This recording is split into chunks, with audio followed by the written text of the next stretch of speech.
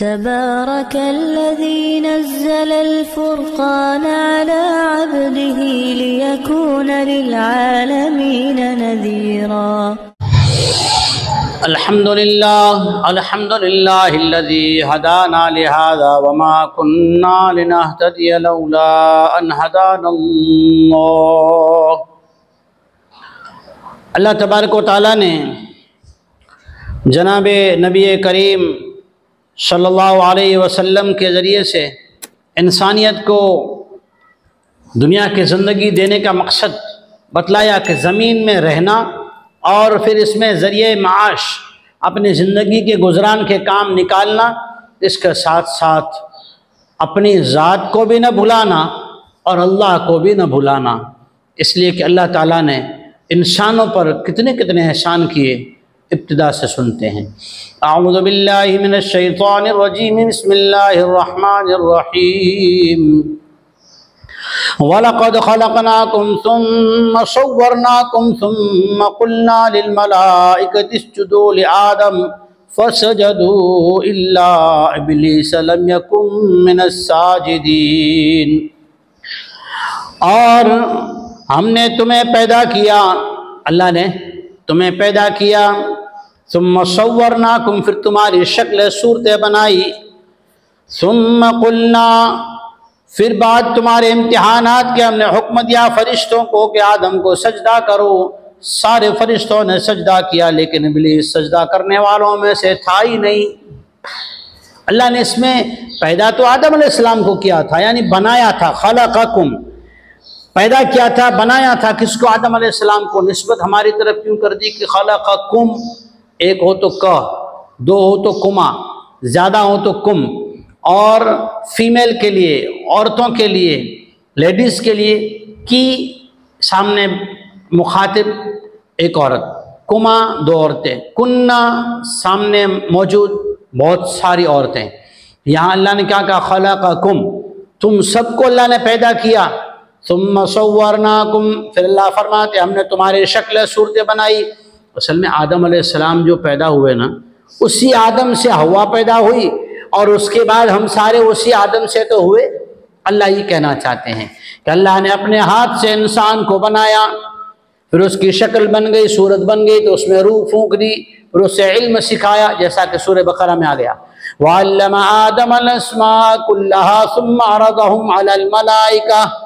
پہلے چیزوں کے نام وغیرہ سکھائے پوری مجلس، اور اس کے بعد اللہ نے فرشتوں سے کہا تھا کہ آدم کو سجدہ کرو. لیکن یہاں ایک بات اور عجیب کہی اللہ نے، لم یکن من الساجدین الا ابلیس لم یکن من الساجدین. شیطان تو سجدہ کرنے والا تھا ہی نہیں، وہ پہلے سے اس میں نہیں تھا، یعنی اس کی سوچ اطاعت کی نہیں تھی، اس کی سوچ فرما برداری کی نہیں تھی، اس کی پہلے ہی سے یہ سوچ ہی نہیں تھی کہ میں اطاعت کروں، فرما برداری کروں. اس لیے کہ وہ آگ کی پیدائش تھا اور اس کے اندر تکبر، غرور اور بڑائی تھی. اس وجہ سے اللہ جل شانہ نے اس شیطان سے کیسا سوال کیا؟ قال ما منعك الا تسجد اذ امرتك قال انا خير منه خلقتني من نار وخلقته من طين. اللہ نے کہا جب میں نے تجھے حکم دیا، اذ امرتک، جب میں نے تجھے حکم دیا کہ تو سجدہ کر، تو تجھے کس چیز نے روکا کہ تو سجدہ نہیں کر رہا ہے؟ اللہ نے کہا حکم میرا تھا، پیدا کرنے والا میں ہوں، میں اختیار والا ہوں، میں نے حکم دیا، تجھے کس چیز نے روکا؟ اس کے اندر کا مرض جاگ اٹھا. کون سا؟ انا خیر منہ، میں تو اس سے بہتر ہوں. تو نے مجھے آگ سے پیدا کیا جو کہ صاف ہوتی ہے، نورانی ہوتی ہے، اوپر بڑھنے والی ہوتی ہے، آگ بلندی والی ہوتی ہے. مٹی تو عاجزی والی ہے، مٹی تو جھکنے والی ہے، مٹی تو زمین پہ رہنے والی ہے. وَخَلَقْتَهُ مِن طِينٍ، تو نے اس کو مٹی سے پیدا کیا، میں اعلیٰ اور افضل. اور یہ مٹی سے بنا ہوا پتلا، اس سے میں کیسے اس انسان کے آدم کو کیسے سجدہ کروں؟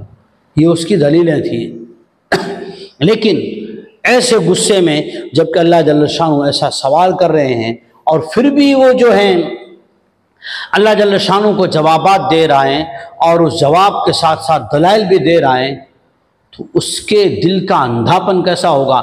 اس سے ایک اور بات علماء نے لکھی کہ اس کے اندر تکبر و غرور تھا، اللہ کا حکم ماننے کی اس کے اندر صفت نہیں تھی، اللہ کا حکم ماننے کی صفت نہیں تھی، تو پھر اللہ جل شانہ نے اس کے دل کو ایسا اندھا کیا کہ وہ اللہ کا غصہ، یوم یقوم الروح والملائکۃ صفا لا یتکلمون الا من اذن له الرحمن وقال صوابا، فرشتوں کے امام، فرشتوں کے سردار جبرائیل بھی اور اس کے ساری جماعت فرشتوں کی بھی صف لگائے کھڑے ہوں گے، نبی، رسول، پیغمبر، ولی، قطب، ابدال بھی۔ اللہ کے غضب کی وجہ سے کسی کو مجال نہیں ہوگی بات کرنے کی، ہاں جسے وہ اجازت دے رحمان، لیکن یہاں اللہ غضب میں ہے، شیطان دلیلیں کر رہا ہے۔ علماء نے لکھا ہے کہ شیطان کا دل اندھا ہو گیا تھا، اللہ کا غضب۔ قال اهبط منها فما يكون لك ان تتكبر فيها فاخرج انك من الصاغرين، اللہ نے کہا نکل جا یہاں سے، تجھے کسی طرح بھی زیب نہیں دیتا کہ تو تکبر کرے، تجھے کسی طرح بھی یہ زیب ہی نہیں دیتا، تیری شان ہی نہیں ہے، تیری حقیقت ایسی نہیں ہے کہ تو تکبر کرے، تجھے تو میں نے پیدا کیا ہے، تو خالق کے سامنے تکبر کر رہا ہے۔ فخرج، تو چلا جا، اس لیے کہ تو ذلیل ہے۔ احسان کرنے والے کے سامنے سوالات کرنا اور بے وجہ کی دلیلیں کرنا، یہ میری بات یاد رکھیں۔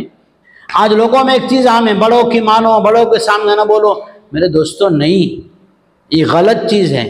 قرآن مجید میں بہت ساری آیات ایسی موجود ہیں جس میں ان مالداروں کو جو یوں چاہتے تھے کہ ہماری بات سنیں، ہماری مانیں، ہماری بات مانی جائے، ہماری رائے رکھی جائے، ہماری باتوں کے مطابق فیصلہ کیا جائے، جو فیصلے ہم چاہتے ہیں ویسا دین پھیلایا جائے، وہ طریقے اختیار کیے جائیں، اللہ جل شانہ نے اپنے نبی رحمت جناب محمد مصطفیٰ صلی اللہ علیہ وسلم کے ذریعے سے یہ صاف بات حضور کو بھی فرمائی تاکہ امت سمجھ جائے اور انسانیت کو بھی سمجھایا۔ ان بڑوں کے نہیں ماننا جو اللہ کا نہ ہو اور اللہ کے دین کا نہ ہو، ان کی نہیں ماننا ہے، اطاعت نہیں ہے اس میں۔ اللہ منع کر رہا، قرآن میں کئی جگہ منع کر رہا ہے، اور لوگوں نے عام کر رکھا بڑوں کی مانو، جو بڑوں کی نہیں سنتا وہ کہیں کا نہیں۔ ساری چیزیں جہالت ہے، یہ قرآن آیات کے خلاف ہے۔ برائے کرم سمجھیے قرآن کو کہ تجھے اختیار نہیں ہے، کہ تجھے زیب نہیں دیتا کہ تو مخلوق ہے اور خالق کے سامنے تکبر کرے۔ فخرج انک من الصاغرین، تو چلا جا، نکل جا، تو ذلیل ہے۔ اس کے بعد بھی شیطان نے کیسی کیسی فرمائشیں کی، انشاءاللہ آئندہ سبق میں اللہ تعالی ہمیں عجز و انکساری، اطاعت و فرما برداری کرنے کی توفیق عطا فرمائے، آمین۔ وآخر دعوانا الحمدللہ رب العالمین۔ دین کی بات پھیلانا صدقہ جاریہ ہے، ثواب کی نیت سے ویڈیو کو شیئر ضرور کیجیے۔ جزاک اللہ۔